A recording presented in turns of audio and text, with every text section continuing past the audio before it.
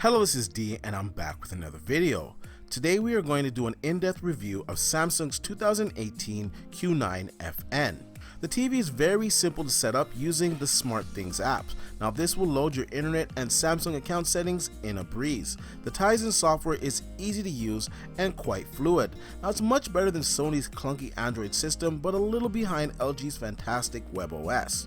Now the first thing I'm going to say is this is the most impressive LCD TV I've ever seen. Now Samsung 2018 QLED TVs of course incorporate the quantum dots. Now this gives you the highest color gamut of any LCD and even OLED TV in the market. The Q9FN offers deep blacks almost approaching OLED levels of inky blacks. HDR is stunningly bright, reaching up to 2000 nits.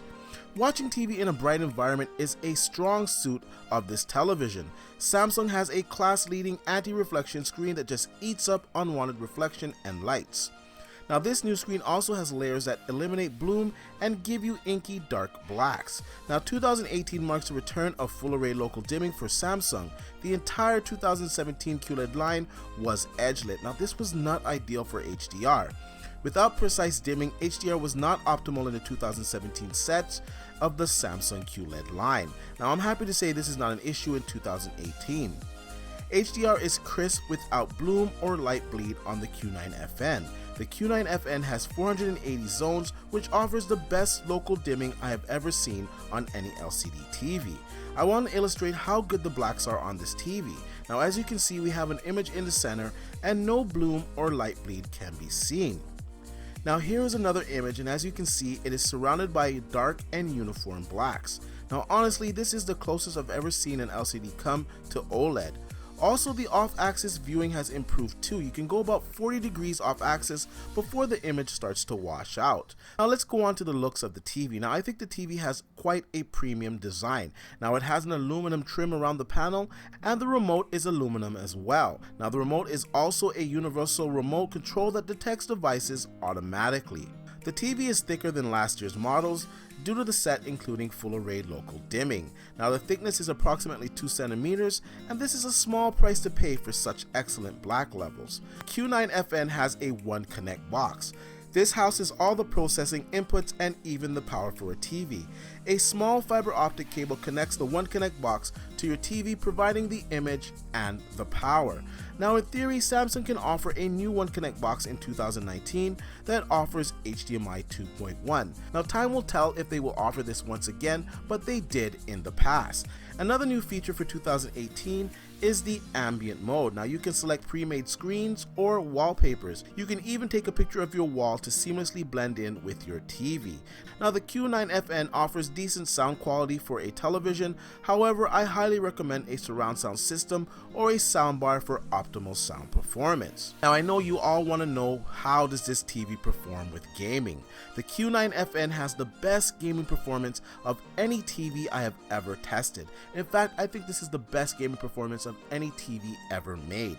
Now once the TV detects a console, it will automatically switch to game mode.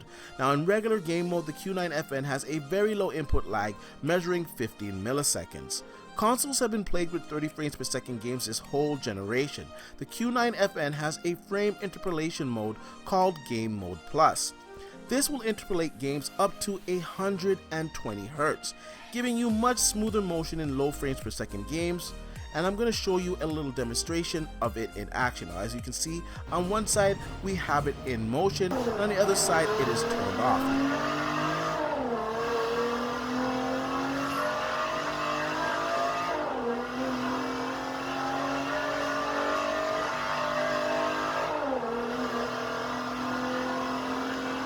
Now as you can see from the video, the side with Game Mode Plus on is a lot more fluid.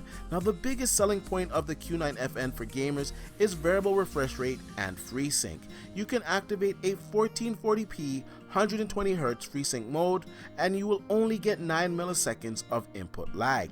You can also do a 4K 60Hz FreeSync mode. Now this also applies to PC if you have a supported AMD GPU such as an RX 480 all the way up to a Vega 64. Now I've never had such responsive input lag on any TV I've tested before. For gamers, this is the best TV one can get in 2018. The Q9FN does not have as deep blacks as OLED. OLED still wins in overall picture quality. However, the Q9FN gets much brighter and has impressively deep blacks for an LCD TV. The colors out the box are not the most accurate. I also found SDR a little underwhelming compared to the 2017 models.